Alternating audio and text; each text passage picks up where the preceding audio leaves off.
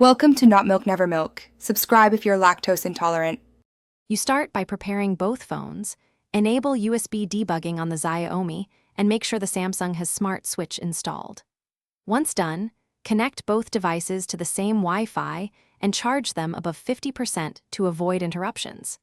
Now plug the Xiaomi to a computer if required for a wired transfer, or get both devices ready for a cable-to-cable connection. This step matters because permissions and stable power prevent mid-transfer failures. Make sure you accept any permission prompts immediately. You now open Smart Switch on the Samsung, select the transfer method, cable for speed, wireless for convenience, and follow on-screen prompts. On the Xiaomi, grant file access and explicitly select contacts, messages, photos, apps, and other types you need. Why? Because selective transfer reduces time and avoids unwanted data.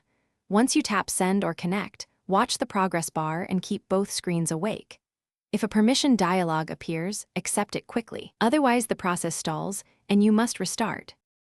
You complete the transfer by waiting until Smart Switch reports finished. Then verify key items, contacts, photos, messages, and app data on the Samsung.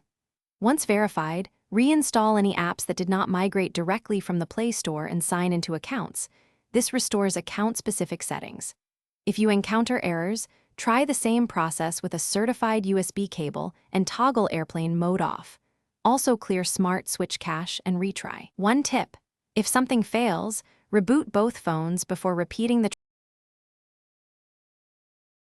Thanks for watching. If this was helpful, leave a like and consider subscribing. See you next time.